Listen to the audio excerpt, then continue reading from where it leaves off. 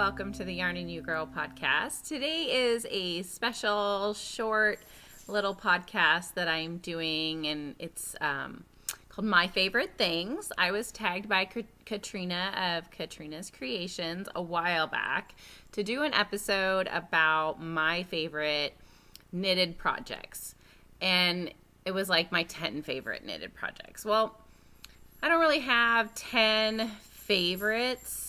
I have maybe 6 or 7 favorite knitted projects. And I really wanted to be true to the types of projects that I wear all the time, or the finished objects that I love and wear all the time. I didn't want to just grab, whatever and say, oh, this is my favorite one, because it's just not true. So I really wanted to share with you guys the ones that I love. And because I didn't have 10, I thought I would tell you some of my other favorite things as well. My favorite movies, favorite books, and just give you a little bit of insight into me. So it's going to be pretty short, and I hope that you enjoy it. And I hope that you are inspired by some of the projects that you see. I will also be sharing some of my favorite current patterns. They're my favorite Ravelry patterns that I haven't knit yet, that I want to knit, some of my dream stuff. So let's just get started. The first, and they're in no particular order. I don't have a rank like this is number 10 and one is on the low end.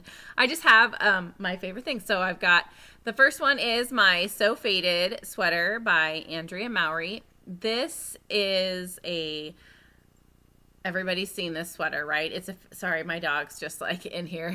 He's one of my favorite things too.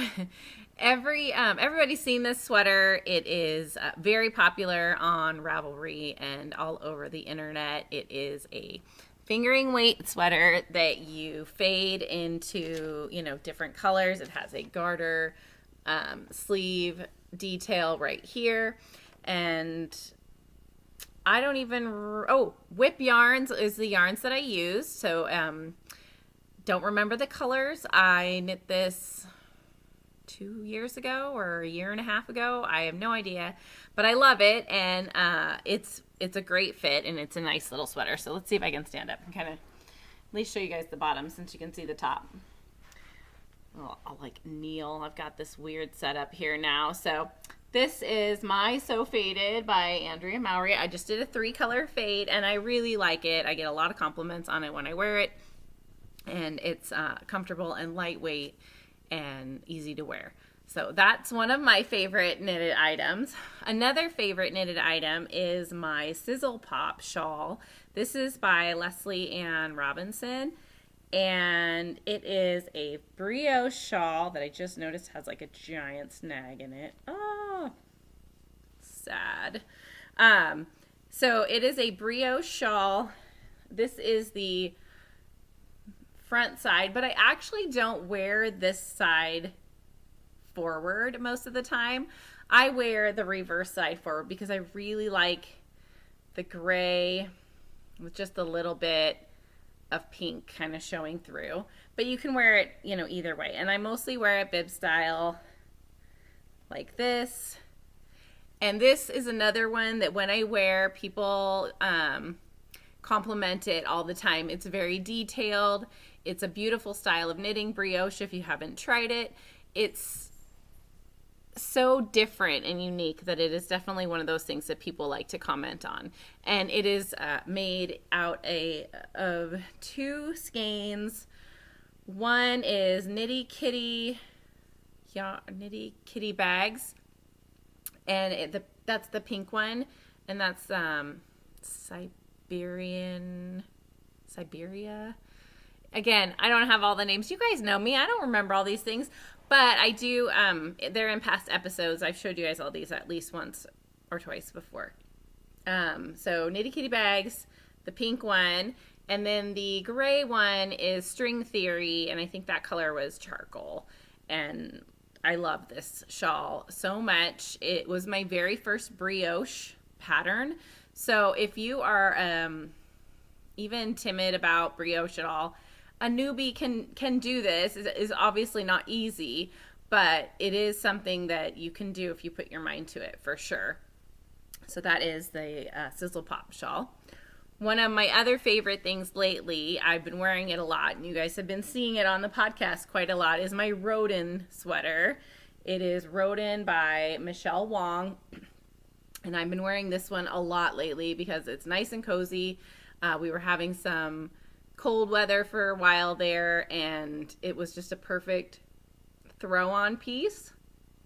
This is done in Imperial Columbia 2-ply in the pearl gray color, and it's a great layered piece. It's from an Interweave Knit magazine.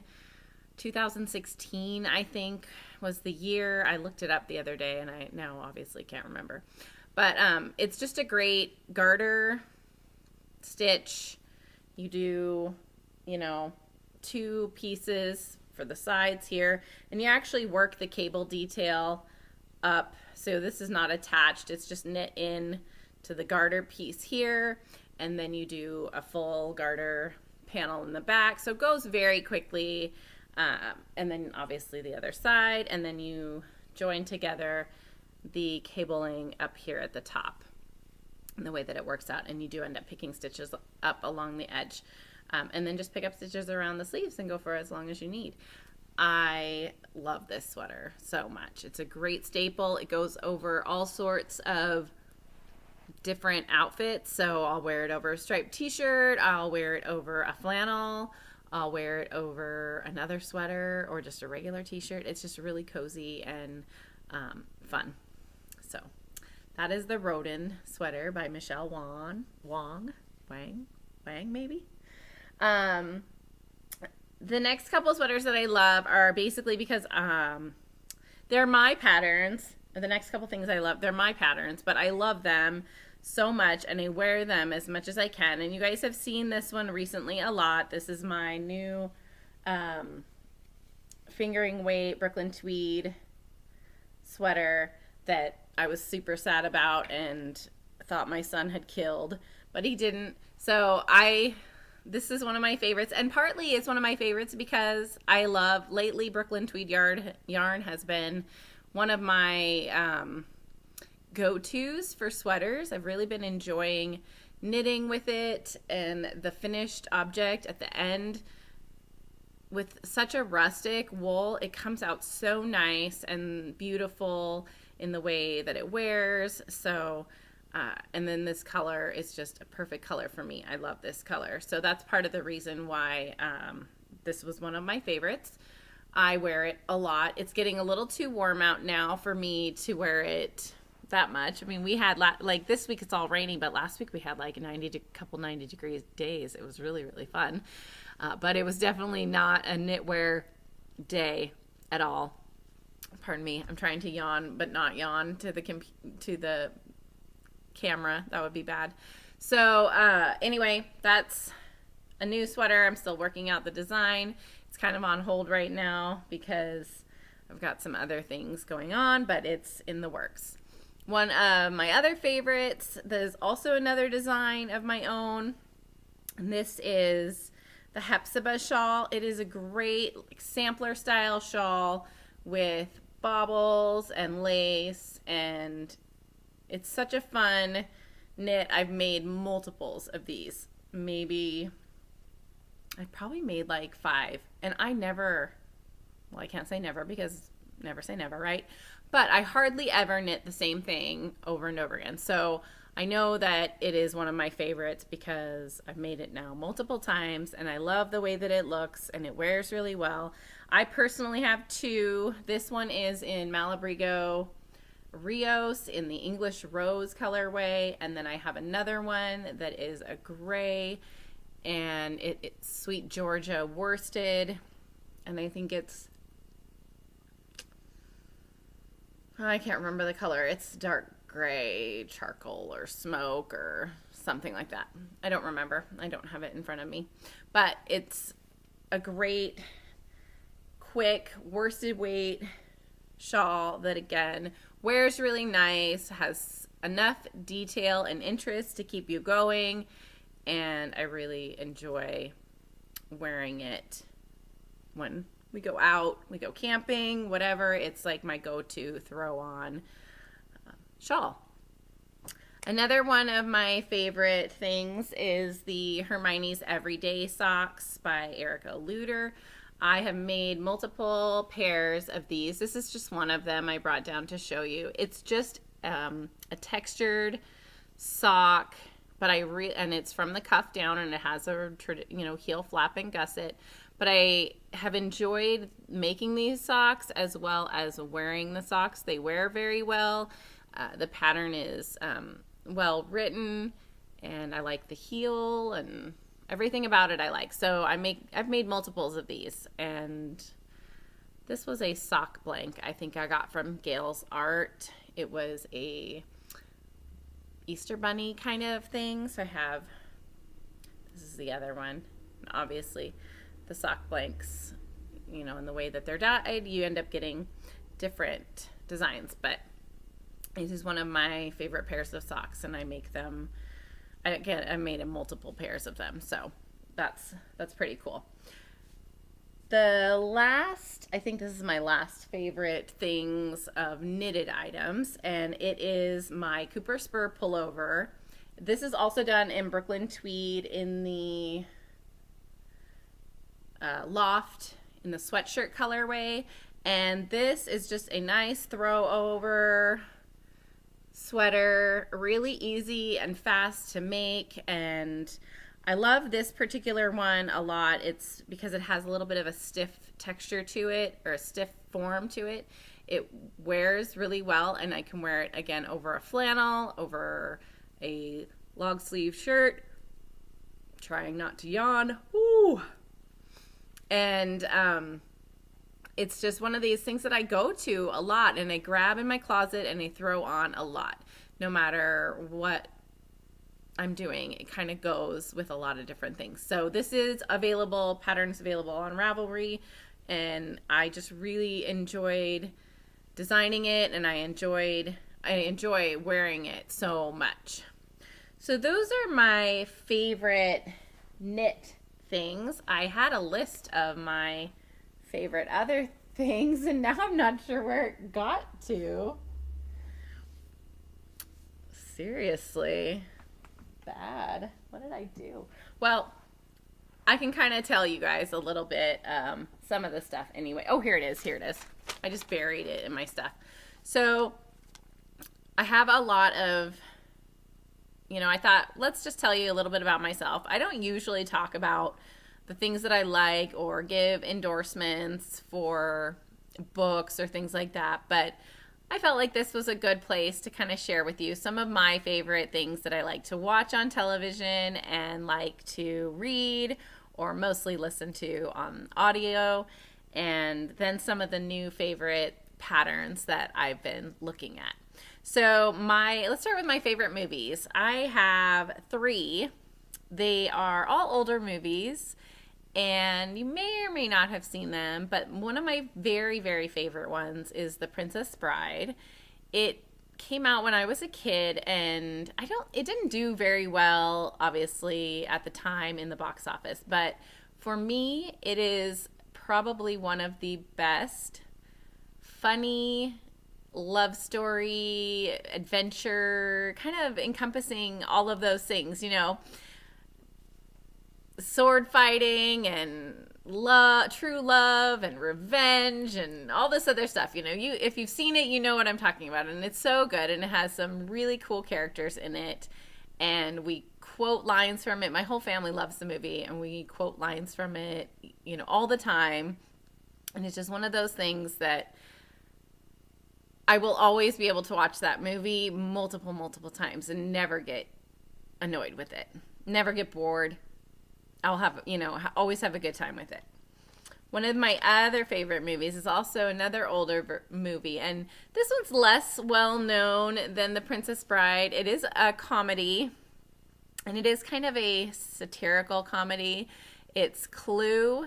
It was done based off the board game, I think it's Milton Brothers board game, Clue, where you were Mrs. Scarlet or Colonel Mustard, Professor Plum, and it's basically Clue come to life, And all these characters, Colonel Mustard and Professor Plum and Mrs. White, they are all invited to this big mansion to, discuss some relevant information. And then the murders start happening, and they have to decide, figure out who's done it, because there's no one else in the house but them. And they have to figure out who did the murders. And it's got Tim Curry in it, and he is the butler, and he is probably one of my favorite weird actors. He picks these roles that he just does them so well, and he is so funny. And I think Martin Mull is in it, Christopher Lloyd, Madeline Kahn. She was a comedian. She's passed away now, but she was a comedian who did a lot of stuff with Mel Brooks, like Blazing Saddles. I think she was in Blazing Saddles and Bride of Frankenstein, or Young Frankenstein. I think that was one of them. She's done a lot of these weird comedy things, but she died a while back. And who else? I think Leslie Ann Warren. She's not very well known, but I liked her also in a movie when I was younger called Worth Winning.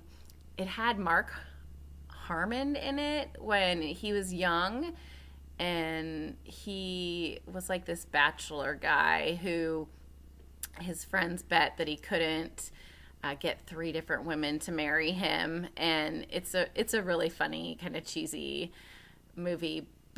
Basically, before Mark Harmon started doing NCIS, it's sort of made him quite popular these days. When he was really young, he was in a couple movies that I liked when he was young, but definitely they're not my favorite movies, but worth mentioning, especially because if you don't know who Leslie Ann Warren is, she plays Mrs. Scarlet in Clue. And if you want just a good, funny, it's just you just have to watch it. I can't even describe. I'm not good. That's part of the reason why I don't talk about like the books that I like and the movies that I like, because I can't really describe eloquently what they're about or the storyline, because when you have like a good movie or a good book and you try to explain it to somebody, it sounds stupid. At least when I try to explain it to somebody, it sounds stupid. But so those are my 2 of my favorite movies. And then my other favorite movie is the original BBC version of Pride and Prejudice with Colin Firth. And it's like 8 hours long or some ridiculous length of time. It came, it was done in multiple little mini episodes. And I will go through periods where I will watch that, all the time. So that's another one of my favorites. And that's a classic. If you like Jane Austen and you haven't seen it, you should check that one out. I do like the newer version, the new Pride and Prejudice that they did with Keira Knightley. That was pretty good, but I wasn't as happy with that one. I mean, there were some things of that one that I love. Like the music in that one is beautiful, and some of the way that they told the story with the time passage, in the way that time passed throughout, that was really well done also. But I just like the original BBC one the best. So if you have a chance to see it, you should check it out. So that's Pride and Prejudice. So those are my 3 favorite movies. I also have a couple favorite books, and one of them is everybody's favorite, right? I'm a humongous Harry Potter fan. I have probably read all 7 of the books maybe 10 times, and I have listened to them multiple times on audio. The guy who does the narration, I think I've talked about this before, his name is Jim Dale. He does a great job. He's British, and he does a great job of the characters' voices when you're listening to them. So if you do get a chance to listen to them as well as read them, they're very, very good. Obviously, everybody likes Harry Potter. So that's a nod to, I'm one of those. But the other one that I love, and I think is less well known, obviously not as big as Harry Potter, is a series that's not complete yet. It is called the Stormlight Archives. It's by a fellow named Brandon Sanderson. He is a fantasy writer that I've talked about, I think, before on the podcast, maybe a couple times. I have enjoyed everything that he has written. Part of the reason that I love his books are they are multi-generational, as far as my kids can listen to them. There's no bad language, there's no inappropriate sexual content. It's always about, you know, there's morality in them as well. So, and they always have a very, very strong female character. A lot of fantasy authors, which I love, a lot of fantasy. But a lot of fantasy authors, it's all like men and raw and swords and this is your traditional like sword and sorcery, with male dominant characters in a lot of these books and I guess that makes sense because the majority of the audience for that genre, I would say, I'm guessing, I don't know, is probably male or originally was male. But for me, fantasy books are probably one of the best types of reads because I have a hard time reading about stuff that is reality. It's depressing and I want happy endings. I want to know that the good guy wins. I want something that is not possible when I read, more of an escape. And the Stormlight Archives are brilliant. They are well written. They're giant. The books are giant. There's only 3 right now. The first one is called The Way of Kings. The second one is called Words of Radiance. And the third one is called Oathbringer. And I highly recommend them. They are amazing, well-written books. I cannot wait, and I hope that someday they do what they've done with some of these other amazing series like Outlander and Game of Thrones, and they take it and make a good mini-series out of these books, because it would be epic. It would be, if it's done well, the way they're doing books now into series is so much different than when I was growing up and you would get that mini-series of, the Thornbirds or whatever. And it was just cheesy and the budgets weren't very well, good. I think that Game of Thrones kind of broke through that dorky mini-series, book reenactments and really took the stories to life and brought them to life on the big screen. I think it's hard to take a book and cram it down into a 2.5-hour movie. Even the Harry Potter movies, they left out so much because they had to take these, great books and they left out things. And I really like that they, done that now with some of these new series. Now, I have not watched Game of Thrones all the way through. I have read all the books. I was really waiting to see if he would finish the actual books because I prefer to read a book first before it gets brought to the big picture screen. But I don't think that's going to happen at this point. So, and I know that he's changed, that HBO has changed a lot in the stories. But the whole point behind that, what I'm saying is that they've taken the story and they've really done it well on the screen. And I feel like in Outlander, in the Stars rendition of Outlander, that they've done a much better job of following the storyline and not deviating too much, not taking creative license and messing up the story too much. And so I'm hopeful that someday they'll take the Stormlight Archives and make those into movies or miniseries or series like they've done with Game of Thrones on HBO and Outlander on Stars. I did hear that the Robert Jordan Eye of the World series is going to be brought to a series, television series. Maybe Amazon is doing it. I'm not 100% sure. My brother has mentioned a couple things. So that would be very cool because those books I really enjoyed as well. And that's kind of how I got introduced to Brandon Sanderson, because Robert Jordan, these books, I think he's got 15 books in the Eye of the World series, and he died after book 12, and the story wasn't over and they needed to find somebody to finish the story, because this has been years of people investing into the story and wanting to find out what happened. I mean, and there were so many characters, and he kept, creating this world that was just so large that somebody needed to wrap it up. So they hired Brandon Sanderson to finish the series for Robert Jordan. He had left lots of notes, and his wife, who'd been working with him, knew a lot about how the story was meant to go. And Brandon Sanderson finished the stories very well. His writing style is very similar to Robert Jordan, or was very similar to Robert Jordan, so you didn't feel like there was a big change from when you started reading these last 3 books. You did feel like you were starting to get things wrapped up, and you were starting to find the story become cohesive and some of these loose ends tied up. So that's what introduced me to him as an author, and everything I've read from him has been amazing. He's done a couple other series, the Final Empire, which is the Mistborn trilogy, very, very good. Not my top. I mean, the Stormlight Archive is like epic. The Mistborn series is epic as well, but I like this one better. So that's why I put this one in my top favorite books. So those are my 2 favorite book series, and that was like a big tangent on books. Sorry.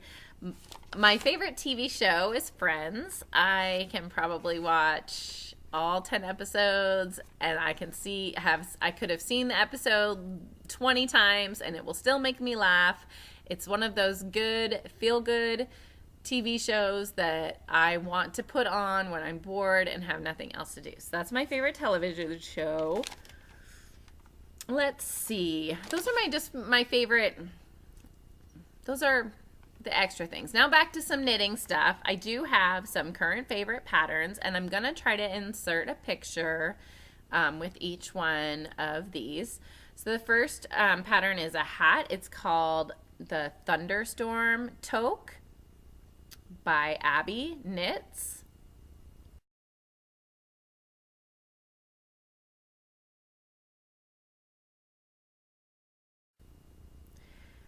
The next one is called Cozumel by Justina Lorkowska. It's a cowl, and it's a multicolor cowl. It looks really pretty. A little bit of color work.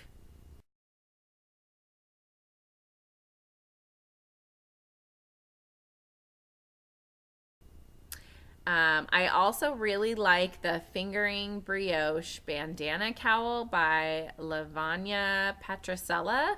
I'm not sure if I'm saying that right, but it's a brioche, like, bandana cowl kind of you throw over your head. It sort of reminds me of Andrea Mowry's Shift, but a little bit smaller scale.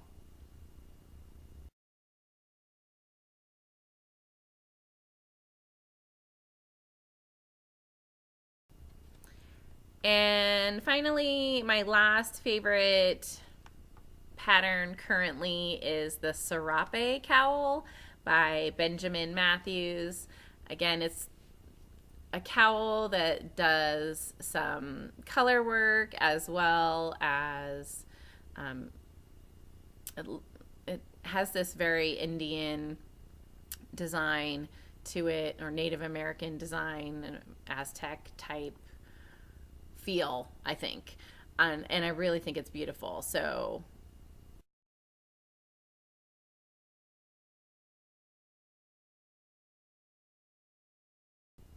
you should definitely check these out.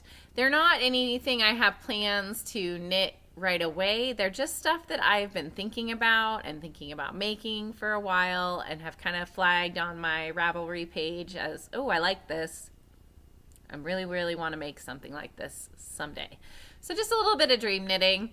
But that's it, guys. I know that it wasn't exactly my 10 favorite knitted items, but I hope you enjoyed it, and I will see you guys next time when I shoot a regular Yarn and You Girl episode. Thanks.